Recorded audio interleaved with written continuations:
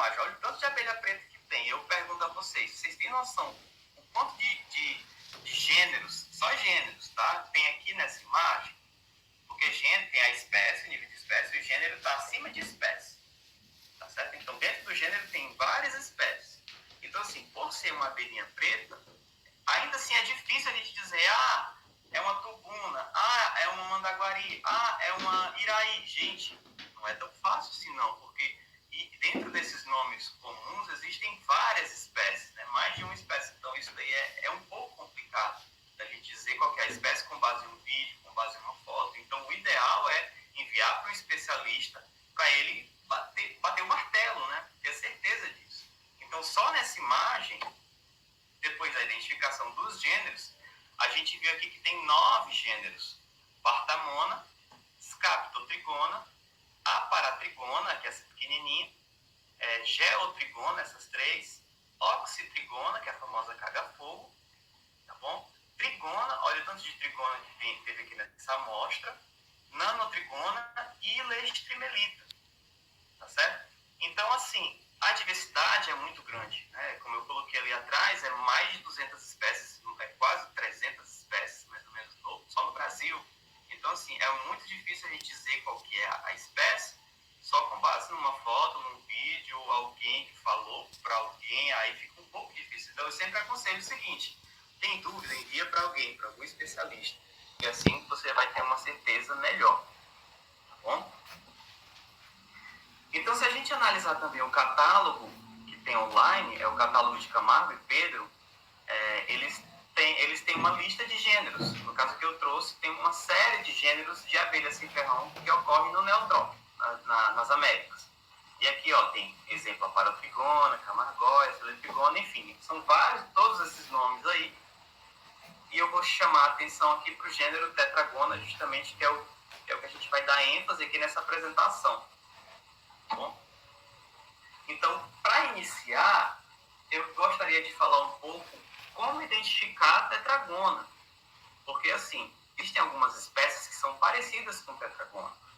Um exemplo disso, aqui nessa primeira imagem, é a Ptilotrigona lúrida, conhecida como borá-cavalo ou borá-piranha. Essa do meio já é conhecida como a borá mansa, que é a camargóia ou camargóia nordestina. São 2 espécies que tem. Na verdade, são 3, tá? Só que, principalmente, os mais conhecidos são essas 2. E a tetragona gueter, que é a borá, digamos assim, a borá amarela, que a gente tem na Amazônia. Bom, então, qual é a diferença entre esses 3 grupos? A principal delas a gente pode olhar na cabeça dessa mancha amarela que tem aqui. Essa mancha, gente, como ela é próxima ao olho, essa região é o olho, né? Como é próxima ao olho, a gente chama que essa área é a área paraocular, que é próxima, perto ali do olho, tá bom? Então, a mancha paraocular em Ptilotrigona, ela é grande, ela é alta, passa aqui da linha das antenas, né, da base das antenas. Em Camargóia, também ela é alta, olha, e passa bem da linha da base das antenas aqui. Em Tetragona, não. Essa Tetragona gueter, que é a espécie amarela, como eu falei, além dela ser a maior espécie de tetragona, no comprimento, né, do corpo, ela também é a espécie que tem essa mancha paraocular mais alta. Ela chega aqui até a metade, mais ou menos a metade, a gente chama isso aqui de alvéolo, tá bom? Alvéolo de onde sai a antena. Então chega até a metade, nunca ultrapassa. Se você pegar um bicho e conseguir enxergar a olho nu, isso dá para ver a olho nu, tá bom? Tem que ter um olho meio bom também para ver. Mas se você conseguir enxergar a abelha e ver que essa mancha ultrapassa essa linha da antena, então isso não é tetragona. Ou é camargóia ou é ptilotrigona. Tá bom? Além disso, uma outra dica que eu dou é justamente em relação à asa. A asa de Ptilotrigona tem essas 2 cores aqui, ó. A ponta dela é mais escura e esse restante aqui é amarelo. É quase toda amarela com essa ponta escura, esfumaçada escura. Em Tetragona gueter, não. Ela é toda uniforme. Ela não é transparente, tá bom? Ela é esfumaçada, porém ela é toda uniforme. Esfumaçada que eu falo, gente, é como se fosse um cinza, como a gente pode ver aqui. Ele não é transparente, exatamente translúcido ou esbranquiçado. Ele é totalmente uniforme. E aqui é um vídeo de um ninho de Ptilotrigona Pitilotrigona lúrida, elas são extremamente defensivas, elas grudam mesmo, elas mordem mesmo. Já a camargoia não, ela não tem defesa nenhuma do ninho, ela é super mansa, por isso que ela é conhecida como borá mansa. Bom, a dica que eu dou é, se ela te atacar, ela não é camargoia. Ou ela é tetragona ou é pitilotrigona. Bom, e esse aqui é um exemplo de ninho de tetragona guete. Esse de pitilotrigona foi em Iranduba, e o de tetragona guete em Manaus.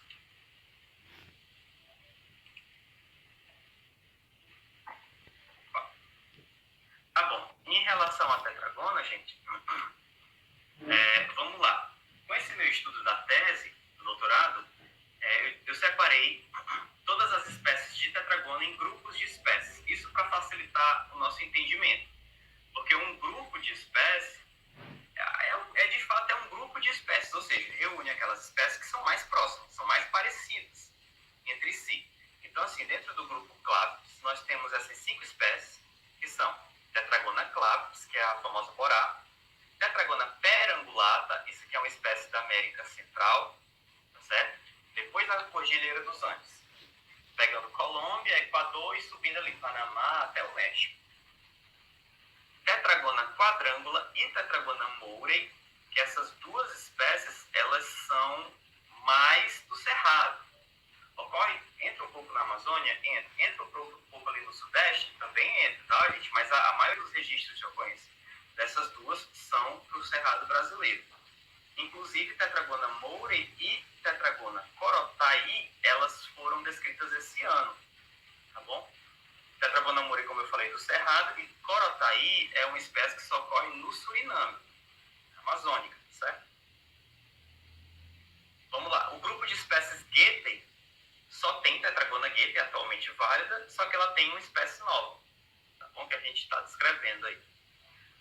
O grupo Handlish, até é difícil falar esse nome, tá bom, gente? Mas é o grupo que tem as menores tetragonas, menores abelhas. Parece até uma jataí, só que ela é muito diferente, né? Ela é uma tetragona, mas ela é muito pequenininha. Tem Tetragona Handlish e mais 3 espécies novas nesse grupo. No grupo Dorsalis, nós temos Tetragona dorsalis, Bibei, Ziegleri e Maiarum. E além disso, ainda tem mais uma espécie nova. Tá certo? Dorsalis e Bibei a gente tem no Brasil, porém Ziegleri e Maiarum não tem no Brasil. Tá bom? Elas são da mesma localidade de Tetragona perangulata. Elas são depois da Cordilheira dos Andes, ali Colômbia, Equador, para cima do mapa, né? Tetragona, o grupo Esequiboense só tem essa espécie, Esequiboense, que é o grupo que tem a única tetragona que é completamente preta. Ela é super confundida com a trigona, por exemplo. Uma abelha cachorro, né? Por ser totalmente preta, mas é uma tetragona também. Tem o grupo Caeteurensis, que só tem uma espécie atualmente, Caeteurensis, e tem uma espécie nova também. E o grupo Truncata, que tem 2 espécies, Tetragona truncata. Essa Tetragona truncata, gente, ela era conhecida como uma abelha aboracanudo. Né? Aboracanudo. É a única borá que constrói um canudo grande, assim, que é bem parecida com a borá tradicional, que é a Tetragona clavips. Porém, ela era conhecida como uma abelha do cerrado. Inclusive, ela foi descrita como abelha do cerrado. Só que com esse nosso estudo, a gente viu que ela não é bem só do cerrado. Ela tem uma abrangência maior. Ela entra na Amazônia, até sai do Brasil ali para o Equador e para o Peru. Também, se não me engano, é Peru. Eu já vou mostrar o mapa, aí vocês vão ver onde tem os registros atualizados dessa espécie. Tá bom? E Tetragona Atahualpa, ela é dos Andes. É uma tetragona de altitude, ela ocorre a mais ou menos 2.000 metros de altitude. Tá bom? Dos Andes. Do Equador e da Colômbia. E do Peru. Tá, então eu vou focar aqui nos grupos de espécies, eu vou falar um pouco de algumas espécies, tá certo? E depois eu vou chegar nos mapas. Aqui, gente, são algumas imagens de ninhos de Tetragona clavips. Eu confesso que durante todo o meu estudo do doutorado, essa foi a espécie mais problemática que eu vi. Por quê? Porque ela tem muita variação. Ela ocorre em muitos lugares do Brasil e ela tem muita variação. Ela não às vezes, no mesmo ninho, você comparando uma abelha e outra, elas têm certas diferenças. E isso para o taxonomista é muito confuso, porque a gente nunca sabe qual é o limite entre uma variação e uma espécie. Então isso fica muito confuso. Então o ideal nesses casos é justamente estudar material do maior, digamos assim, abrangência geográfica possível. Aí sim a gente pode ter uma certeza. Além dessa abrangência geográfica, estudar muito material do mesmo ninho também é interessante. De vários ninhos, né? O máximo de ninhos possível também se torna muito essencial, porque, por exemplo, nessa espécie, a gente achava que, por exemplo, a coloração da cerda da cabeça.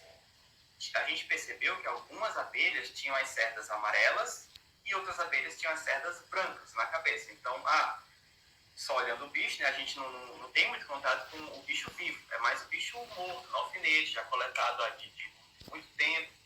Então, o que é que acontece? A gente não sabe muito da história natural daquele bicho, daquela espécie. Gente, eu falo bicho, tá? Mas isso é uma expressão que a gente está se referindo à abelha em si, a abelha que a gente tem lá no alfinete, tá bom? Não estranhe isso, não, certo? Então, assim, a gente estuda material e não tem noção de como que é ele vivo, exatamente vivo. Então, assim, quando a gente tem essas informações de como é o bicho vivo, como é o ninho, então isso vai agregando valores e a gente vai conseguindo compreender o todo. Então tá, então a gente viu que tinham abelhas com cerdas amarelas e cerdas brancas. Então a gente pensou que essa diferença era suficiente para separar em duas espécies. Só que aí eu comecei a estudar material de ninho. Eu estudei material de cerca de mais de 30 ninhos, por exemplo, do Pará, mais de uma abelha do mesmo